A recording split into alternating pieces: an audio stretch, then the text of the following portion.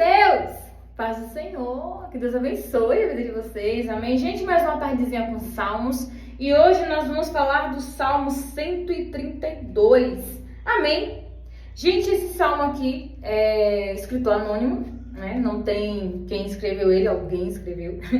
E de acordo com a Bíblia cronológica, ele foi escrito provavelmente na época em que Davi estava fazendo os preparativos para trazer a arca de volta para Jerusalém. Por quê? Na época do reinado de Saul, a arca meio que, ficou de mão.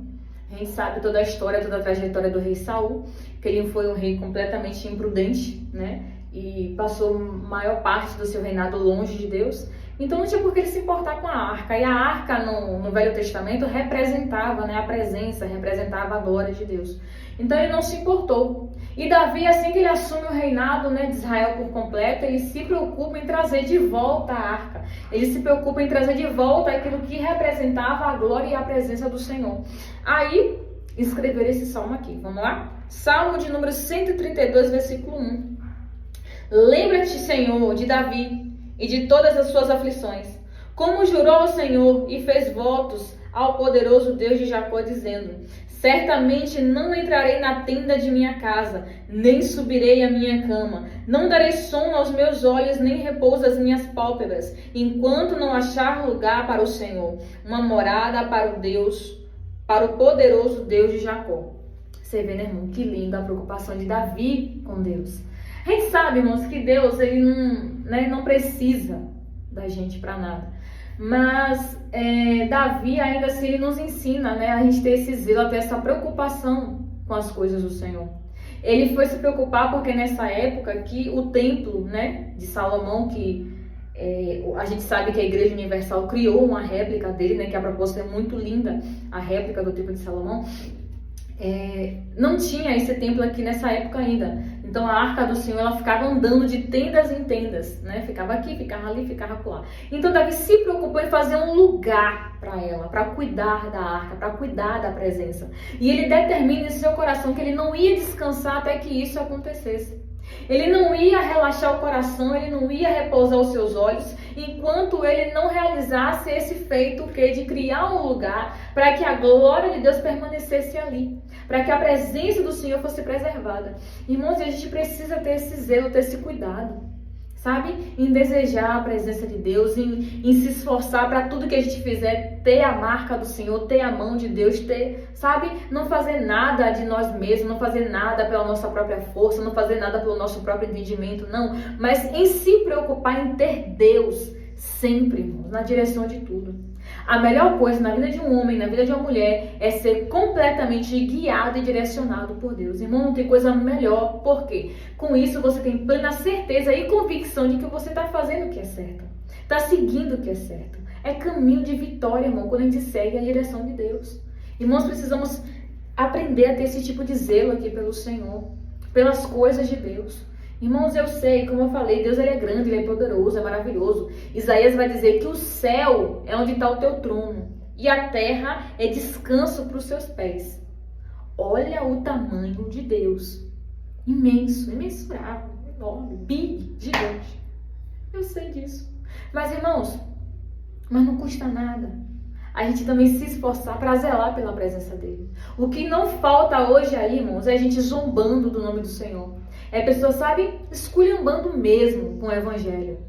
Mas Deus, irmão, conta com aqueles que ainda se importam em preservar o seu nome, em preservar a sua santidade, em lutar pela presença dele, para preservar a presença dele. Irmãos, seja alguém que preserva a presença de Deus, que zela pela santidade do Senhor, que defende Deus com, unhas, dentes e unhas, uma coisa assim. Vamos lá? Versículo 8. Levanta-te, Senhor, ao teu repouso, tu e a arca da tua força. Vistam-se os teus sacerdotes de justiça e alegrem-se por teus santos. Por amor de Davi, teu servo, não faças virar o rosto do teu ungido. O Senhor jurou com verdade a Davi e não se apartará dela. Do fruto do teu ventre porei sobre o teu trono.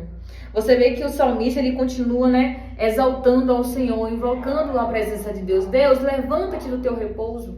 Vem o Senhor e a tua arca da tua força, a arca que representa a tua glória, a arca que porque, irmãos, ainda que aquela arca representasse a presença do Senhor, mas se as pessoas não invocassem o nome de Deus, não se santificassem, não buscassem Ele de verdade, aquela arca ia ser só uma caixa vazia. Ia ser só uma caixa coberta de ouro por dentro e por fora. Mas quando o povo se voltava, buscava a Deus com todo o coração, aí vinha a arca, vinha Deus, vinha o céu, vinha tudo junto. A glória de Deus era tremenda no ambiente.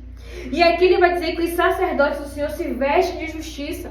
E o salmista começa a lembrar que Deus tinha feito uma promessa a Davi de que não ia faltar ninguém da descendência de Davi para sentar no trono. E aqui, irmãos, esse feito começa a se cumprir em Salomão. Porque após Davi, quem assume o reinado, Salomão. E quem consegue construir o templo para o Senhor? Salomão. Davi teve um desejo, teve a intenção, deixou tudo pronto. Mas quem colocou a mão na massa foi o filho dele, Salomão. Mas ele conseguiu, de uma forma ou de outra, né? Davi conseguiu realizar o desejo do coração, o quê? Que um templo, para que preservasse a presença do Senhor, fosse construído e foi construído. Vamos lá? Se os teus filhos guardarem a minha aliança e os meus testemunhos, que eu lhes hei de ensinar, também os seus filhos se assentarão perpetuamente no teu trono. Porque o Senhor escolheu a Sião, desejou-a para a habitação, dizendo: este é o meu repouso para sempre, aqui habitarei, pois o desejei. Você vê que agora o salmista começa, né, a dizer algo muito importante. Irmãos, para a gente ter um reinado, eu digo reinado no tipo, da gente, né, prosperar em algo diante de Deus, né, diante das pessoas, nós temos que ser alguém que obedece os ensinamentos do Senhor. E ser alguém que ensina também outras pessoas a obedecerem. Por quê? Davi teve seu trono estabelecido porque era uma pessoa que respeitava o Senhor, era alguém que seguia os mandamentos de Deus. E ele passou isso para os seus filhos. E os seus filhos vieram reinando porque alguns, né, não todos, infelizmente, mas alguns obedeceram, irmãos, e teve seu reinado prolongado. Irmão, quando a gente obedece, os propósitos do Senhor na nossa vida são prolongados. E aqui você vê que Deus, ele diz o seguinte: ó, eu escolhi a Sião. Irmão, Sião era uma cidade muito desejada pelo Senhor, né? Sião era a Jerusalém de Deus, onde estava ali o templo, né, a arca. E você vê que Deus diz que Deus escolheu aquela cidade porque ele desejou habitar ali, ele quis estar ali. Irmãos, então nós temos que ser pessoas que a gente prepare o ambiente de tamanha forma que Deus possa desejar estar, que Deus tenha prazer em ficar. Irmãos, abrir aqui para vocês, essa é uma das minhas orações, sabe?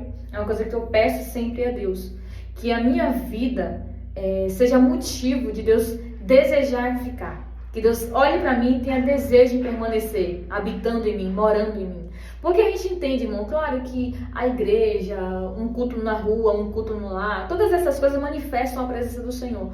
Mas hoje, quem está com a maior incumbência de carregar a presença de Deus sou eu e é você.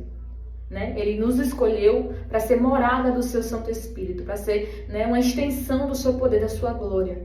Então, irmãos, todos os dias nós temos que olhar para dentro de nós e perceber: será que está habitável para Deus?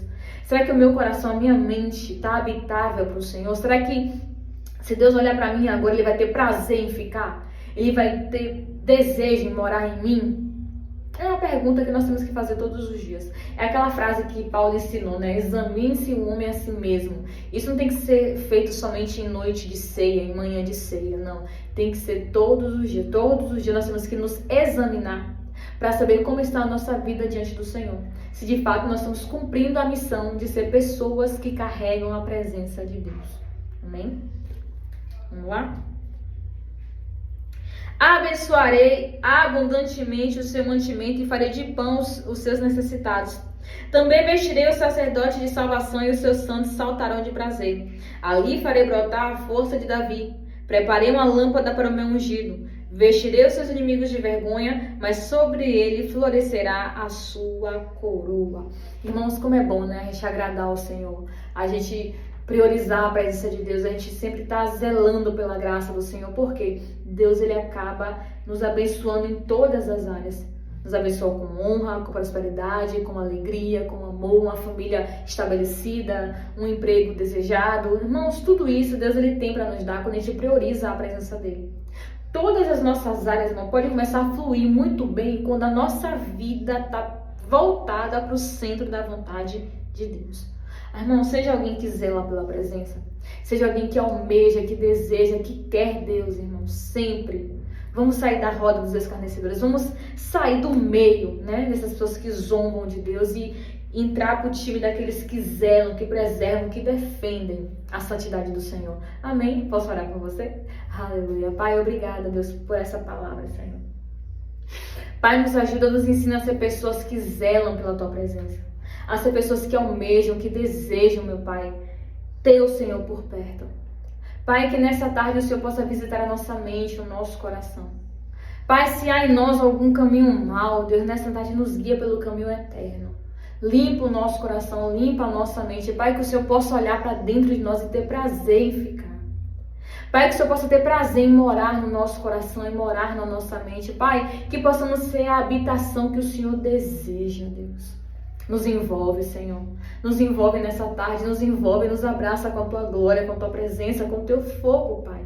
Nos aquece no Teu fogo santo, Senhor. Ah, Deus, enche o nosso coração com o Teu Santo Espírito. Enche a nossa boca de riso, Deus, e com os Teus louvores. Pai, eu peço a Ti, Deus, envia a Tua luz e a Tua verdade para que nos guiem todos os dias. Nos ajuda, meu Senhor, a fugir da aparência do mal. A negar, Senhor, as tentações do mundo, Pai, tão somente para alegrar, Senhor, o Teu coração. Pai, que assim como Davi, Senhor, que possamos todos os dias nos preocuparmos, meu Pai, em proteger, em zelar pela Tua presença.